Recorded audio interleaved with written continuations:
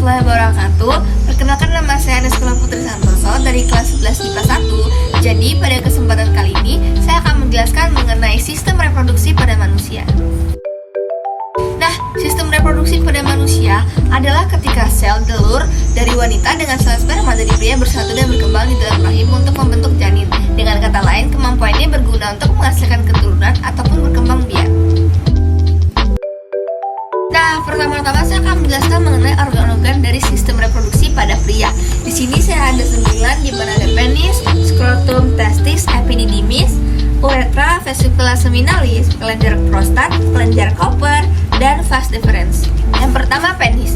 Penis berfungsi sebagai saluran kencing ataupun urin sekaligus tempat keluarnya sperma.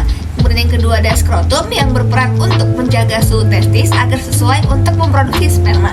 Pada skrotum terdapat 2 buah testis. Kemudian yang ketiga ada testis, adalah alat kelamin dalam bagian dalam yang fungsinya untuk memproduksi sperma dari hormon testosteron. Kemudian yang kelima ada epididymis yang merupakan saluran yang keluar dari testis. Fungsinya adalah sebagai tempat penyimpanan sperma sementara. Kemudian yang keenam ada saluran uretra, yaitu saluran yang terdapat dalam penis dan merupakan akhir dari saluran reproduksi. Perannya adalah sebagai saluran keluarnya sperma dan urin.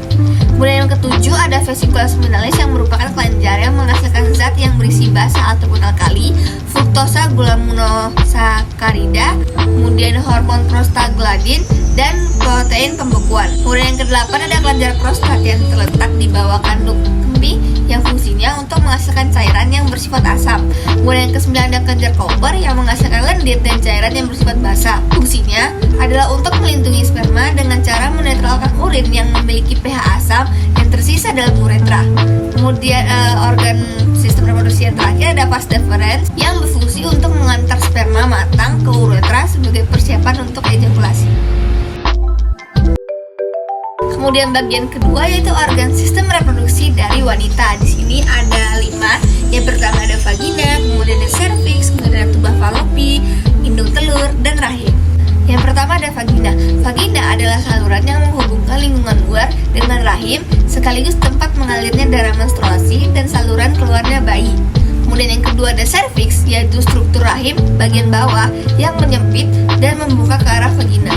Kemudian yang ketiga ada saluran telur ataupun tuba falopi ataupun oviduk yang terdapat sepasang di tiap tubuh perempuan, yakni di sebelah kanan dan di sebelah kiri. Oviduk memanjang ke arah samping dari uterus yang fungsinya untuk membawa sel telur dari infundibulum ke rahim.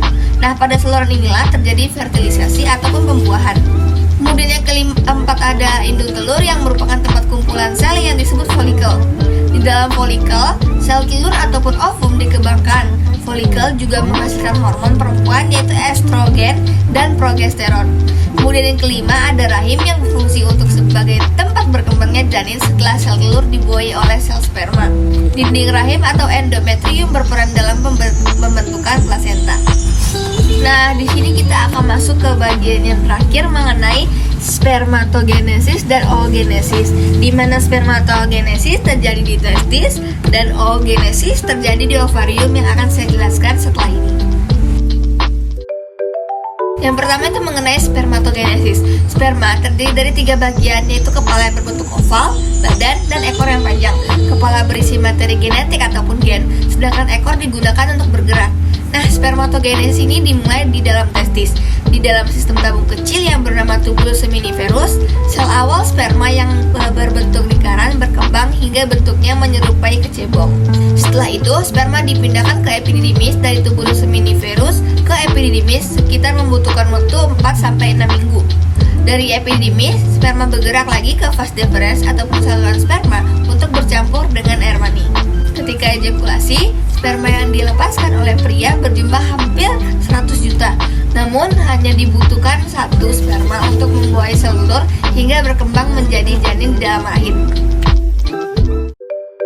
Kemudian yang bagian yang kedua ada oogenesis. Nah, selama masa di dalam kandungan, ovarium wanita mengandung sekitar 6-7 juta sel telur. Saat baru lahir, jumlah sel telur berkurang hingga hanya sekitar 1 juta buah. Di masa pubertas ini, oogenesis atau proses pembentukan dan pematangan sel telur terjadi. Sel telur yang sudah matang tersebut akan dilepaskan oleh indung telur ke saluran telur ataupun tuba falopi. Jika berhasil dibuai oleh sperma, sel telur akan menetap di tuba falopi dan menempel di dinding rahim. Bila tidak, sel telur akan dikeluarkan dari dalam rahim bersamaan dengan darah dan lapisan dalam rahim kira-kira setiap sebulan sekali mengikuti siklus menstruasi. Pada masa pubertas, dari sekitar 1 juta sel telur yang ada tersebut, hanya tersisa sekitar 300.000 buah dan dari jumlah tersebut hanya 300-400 telur yang matang dan akan dilepaskan selama masa reproduksi wanita. Seiring bertambahnya usia wanita, jumlah dan kualitas sel telur yang tersisa pun akan semakin menurun. Nah, saat sel sperma membuai sel telur di dalam tuba falopi, maka akan terbentuknya zigot dan akan berkembang menjadi embrio di dalam uterus ataupun rahim. Nah, cukup sekian yang dapat saya sampaikan dan mudah dipahami, bukan? Oke, saya minta maaf apabila ada kekurangan maupun kesalahan kata. Saya tutup dengan wabillahi taufiq wal hidayah. Wassalamualaikum warahmatullahi wabarakatuh. Bye bye.